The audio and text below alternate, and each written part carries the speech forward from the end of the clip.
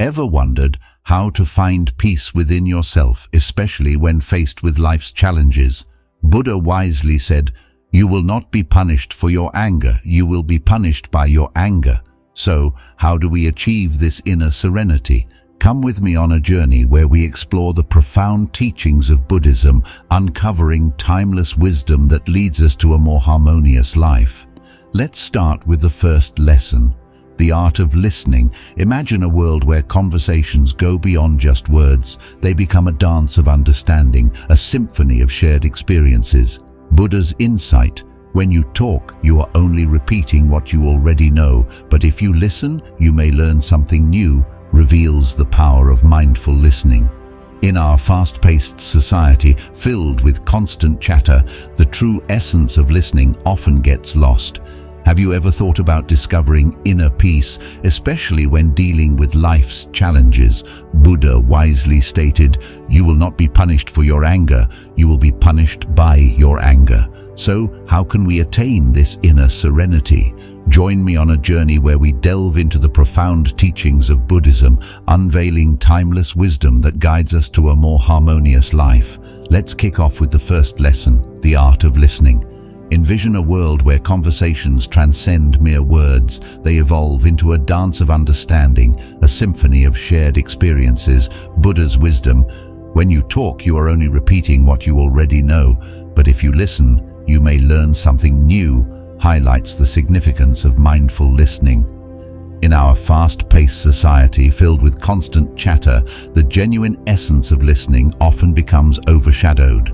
All right, let's break it down. Listening goes beyond using our ears. It involves absorbing, processing, and responding thoughtfully. It's not a one-way street, but a dynamic exchange where understanding flourishes. Genuine listening allows us to go beyond words, decoding the unspoken, understanding nuances, and connecting with underlying emotions. Now let's move from theory to practice. Imagine a workplace where colleagues prioritize listening to each other's ideas. The atmosphere is filled with collaboration, creativity, and a sense of unity. It's not about who speaks the loudest, it's about who listens most attentively. And this isn't confined to professional settings, it applies to our personal lives too. Think about a conversation with a friend or family member where you're fully present, not crafting your response while they speak. This deepens the connection, reduces misunderstandings, and strengthens bonds. It's not just a nice gesture, it's a fundamental aspect of meaningful relationships. In simple terms, the art of listening is a superpower we all have. It's not about clearing our minds to absorb others' words, it's about being present, engaged, and open. It's creating a space where voices are not just heard, but also valued and respected. In a world where noise often drowns out the whispers of wisdom, let's be the ones who take a moment to pause, listen and learn. Now let's continue our journey, understanding that the art of listening will be our guide through Buddha's teachings. Next, don't let others dictate your life. Here we unfold the profound wisdom in Buddha's gentle reminder: you yourself, as much as anybody in the entire universe, deserve your love and affection. Join me as we explore the transformative power of recognizing our inherent value and embracing self-love. Imagine a garden within your heart amidst the noise of external opinions. Here the seeds of self-awareness and confidence allow the vibrant blooms of your authentic self to thrive. External influences, like rain for your garden, can be valuable. However, distinguishing between constructive feedback and harmful negativity becomes crucial. Here's another way to think about it. When a mentor provides constructive criticism, it's comparable to a gardener offering advice on how to care for your plants. It's beneficial and aids in your development. On the flip side, encountering unwarranted negativity is like dealing with weeds attempting to infiltrate your garden. Empowerment lies in distinguishing between the two. It involves nurturing your garden, removing the weeds of self-doubt, and letting the blossoms of your authentic self flourish. Now let's connect this wisdom to our everyday experiences.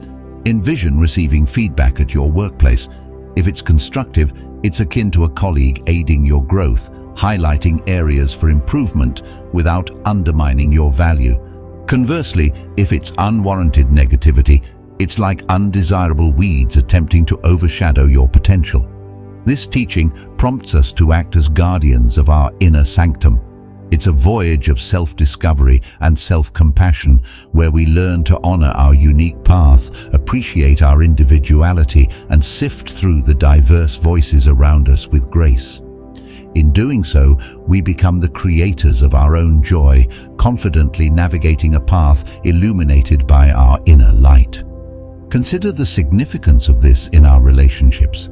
In a world where external opinions may influence our decisions, recognizing our intrinsic worth becomes a shield against undue pressure.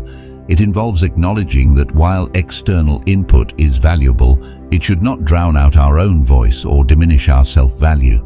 In relationships, this principle holds even greater significance. Consider a situation where you're navigating the intricacies of friendships or romantic relationships. Staying true to yourself and avoiding the sway of external opinions becomes crucial. It's not about rejecting feedback, but about discerning it, making sure it resonates with the values of your true self. Fundamentally, this lesson revolves around safeguarding your well-being. It involves acknowledging your value, embracing self-love, and skillfully maneuvering through the maze of external influences with grace and resilience. In doing so, you emerge as the custodian of your own happiness, making decisions that harmonize with your authentic self. Let's embrace the role of caretakers for our inner gardens, nurturing the seeds of self-love amid the storms of external opinions. In a world where numerous voices compete for our attention, let's stand as those who listen to the gentle whispers of our hearts. Moving on to the third lesson, be prepared to accept the worst. In the words of Buddha, the root of suffering is attachment. Here we explore the profound wisdom of being ready to accept the worst, not as a herald of pessimism, but as an invitation to embrace a realistic perspective on life. Imagine life as a journey, much like preparing for a road trip. We check the weather forecast not to fixate on potential storms, but to ensure we're well prepared with an umbrella. Similarly, acknowledging potential challenges or setbacks in life is like having a well thought out plan for the unexpected twists and turns that might come our way. This mindset isn't about dwelling on negativity, rather, it's a proactive stance that nurtures resilience. Picture it as fortifying your ship against the waves, ensuring it not only weathers the storm, but emerges even stronger on the other side. By accepting the possibility of the worst-case scenario, we empower ourselves with a unique strength, the strength to adapt. Adopting this mindset doesn't mean inviting negativity into our lives. Instead, it's about recognizing the impermanence of circumstances and cultivating a mindset that thrives in the face of uncertainties. In the grand tapestry of life, challenges are inevitable threads, weaving into our stories, adding depth and richness. Let's apply this wisdom to our daily lives. Consider a professional setting where you're engaged in a project. Being prepared for potential challenges doesn't imply expecting failure. Instead, it involves having contingency plans, foreseeing possible hiccups, and navigating uncertainties with composure. It's not about fatalism but pragmatism, recognizing that challenges are not roadblocks but stepping stones towards personal and professional growth. Now extend this mindset to our personal relationships. Envision a connection where you're ready for the inevitable ups and downs. This doesn't mean anticipating a breakup, but rather fostering open communication, resilience, and a mutual commitment to facing challenges together. This perspective transforms challenges from potential sources of despair into opportunities for mutual growth and deeper connection. In essence, this teaching encourages us to embrace life with open arms, acknowledging its unpredictability and preparing ourselves for the unknown. It's not about fixating on the negative, but about cultivating a mindset that thrives irrespective of circumstances. By doing so, we become captains of our own ships, navigating the vast oceans of life with courage and resilience. Let's dive into this section with a willingness to embrace the unknown, understanding that doing so doesn't mean surrendering to fear, but rather rising with newfound strength. Now onto the fourth lesson, relinquishing the need for control. In this part, we delve into the liberating wisdom encapsulated in Buddha's words, "You only lose what you cling to." Join me in exploring the profound freedom that accompanies letting go of the need for control and embracing the natural flow of life. Imagine a river flowing effortlessly, winding through valleys and plains. It doesn't resist the curves, it embraces them. Now picture attempting to control the course of this river, resisting its natural flow. The result is chaos. Life, much like this river, has its own flow. It unfolds with its rhythm, at times calm and steady, and at other times tumultuous and unpredictable. The desire for control often arises from a fear of the unknown. We aspire to grasp the steering wheel of life, navigating its twists and turns according to our plans. However, this desire for control can lead to significant suffering. Why? Because life, inherently, is unpredictable. It's a tapestry woven with threads of uncertainty. Apply this analogy to our daily experiences. Recall a time when you meticulously planned every detail of an event, only for unforeseen circumstances to alter the course.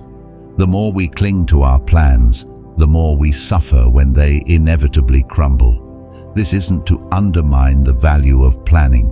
Rather, it's an invitation to plan with an open hand, recognizing that flexibility is the key to navigating life's intricacies. Now let's relate this to our relationships. Imagine a scenario where you yearn to control every aspect, from the other person's actions to the future of the relationship. The tighter the grip, the more likely it slips away. Genuine connection flourishes in the soil of freedom, where individuals are free to grow and evolve without feeling stifled. It's about letting go of the illusion of control and allowing the relationship to unfold organically. This teaching is a celebration of the beauty of surrender. It's about releasing the need to control outcomes, understanding that true freedom lies in letting go. By relinquishing our grip on the steering wheel of life, we open ourselves to the serendipity of existence. Essentially, this lesson invites us to dance with the rhythm of life, to flow with its currents rather than fighting against them. It's an exploration of finding liberation in letting go of unnecessary burdens, the need to control, to micromanage, to cling to fleeting moments. As we delve into this segment, let's embrace the wisdom of releasing our grip, understanding that in letting go, we discover the true essence of freedom. Let's explore the fifth lesson, cultivate a mindset of gratitude. As Buddha wisely expressed, let us rise up and be thankful. For if we didn't learn a lot today, at least we learned a little. And if we didn't learn a little, at least we didn't get sick. And if we got sick, at least we didn't die. So let us all be thankful. Join me in delving into the transformative practice of nurturing a grateful mind, a practice that has the power to reshape our perspective on life. Envision a garden where gratitude serves as the soil, and each expression of thankfulness is like a seed. In this garden, the more we sow seeds of gratitude, the more abundantly gratitude blossoms. It's not just about tallying our blessings, it's about recognizing the intrinsic value in every moment, whether it brings joy or poses challenges. Consider this.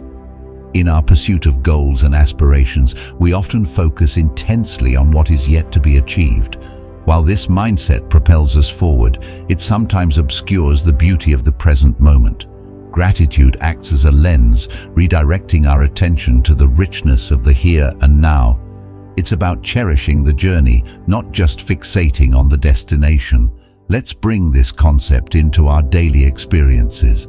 Picture a day filled with routine tasks, commuting, working, cooking. In the midst of the mundane, gratitude serves as a gentle reminder. It's not about pretending that challenges don't exist. It's about acknowledging the small victories, the moments of joy that often go unnoticed. It's about finding gratitude in the ordinary. Now, extend this perspective to our relationships. Envision a scenario where gratitude becomes the foundation. It's not merely about expressing thanks for grand gestures, but appreciating the simple, consistent acts of love and support.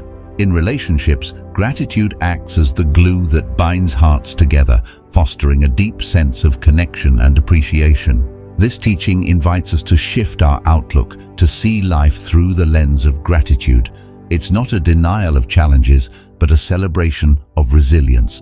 By cultivating a mindset of gratitude, we transform the ordinary into the extraordinary, the mundane into the exceptional. As we delve into this segment, let's explore the practice of gratitude with open hearts, understanding that in every moment there is something to be thankful for. Let's explore the power of the mind through the lens of Buddha's wisdom. All that we are is the result of what we have thought. The mind and consciousness are the chief factors in shaping our lives.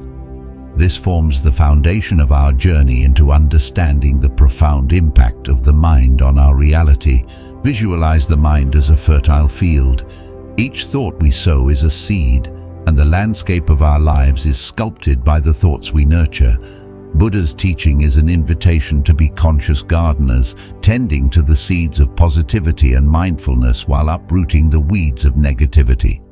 Apply this analogy to our daily experiences. Envision a day when you wake up with a positive thought, setting a harmonious tone for the day. The challenges you encounter seem more manageable, and you discover joy in small moments. Now contrast this with a day when negativity clouds your mind. The same challenges appear insurmountable, and even moments of joy are overshadowed by a looming sense of discontent. This teaching isn't about wishful thinking or denying the existence of challenges. It's about recognizing that the mind is a potent instrument capable of shaping our perception of reality. By cultivating a positive and mindful mental landscape, we navigate through life with resilience and clarity. Now let's apply this to our relationships. Envision engaging with a loved one with a mind filled with compassion and understanding. The nature of your interactions undergoes a remarkable transformation. Conflicts, rather than being viewed as battles, turn into opportunities for mutual understanding. Love, instead of being confined, flourishes boundlessly. This serves as a testament to the profound impact our minds wield over the dynamics of relationships. In essence, this teaching is an exploration of the transformative power of the mind. It emphasizes that our thoughts aren't fleeting occurrences, but potent forces that shape the course of our lives. As we delve into this segment, let's embark on a journey of understanding and harnessing the incredible power within us, the power of the mind. Seventh, embrace the journey of mindfulness. At the heart of Buddha's teachings lies an encouragement to be fully present in each moment. Buddha's counsel, do not dwell in the past, do not dream of the future, concentrate the mind on the present moment, inspires us to delve into the profound simplicity of mindfulness and its power to transform how we experience life. Envision a moment of pure presence, where every inhale and exhale is tangible, where the colors around you intensify and the sounds become more distinct. This encapsulates the essence of mindfulness, a state of active, open attention to the present. It's not a passive observation, but a deeply engaged awareness of each moment. Consider the contrast in our lives. Frequently, our minds get entangled in thoughts of the past or the future. Regrets and memories pull us into days gone by, while anxieties and aspirations propel us into a future yet to unfold. Meanwhile, the present moment, the very fabric of our existence, slips by unnoticed. Now, let's integrate this into our everyday encounters. Imagine relishing a meal where each bite is savored with mindfulness. The flavors become more pronounced, the textures more intricate. Compare this to a hurried meal consumed with thoughts elsewhere. The experience is vastly different.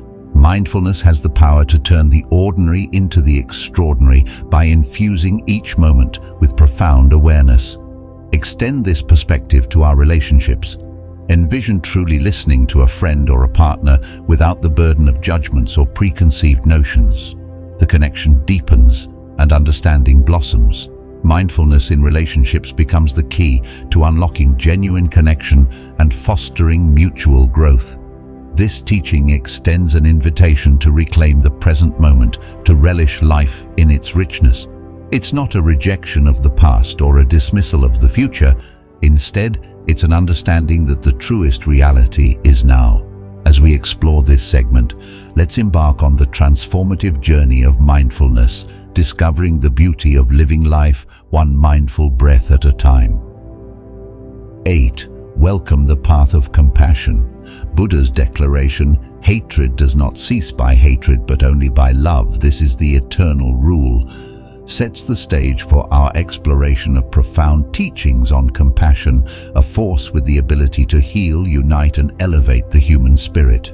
Visualize compassion as a gentle rain, nourishing the arid landscapes of bitterness and resentment.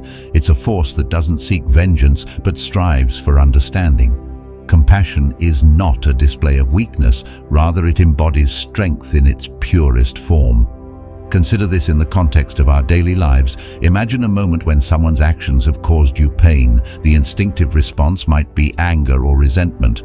Now picture responding with compassion. Instead of perpetuating a cycle of negativity, you opt for understanding.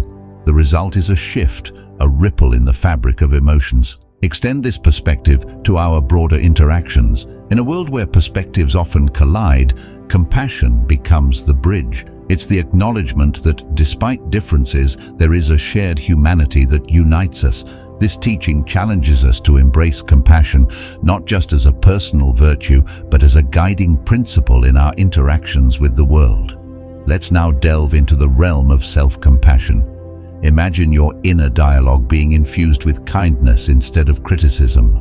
Rather than assuming the role of a harsh critic, visualize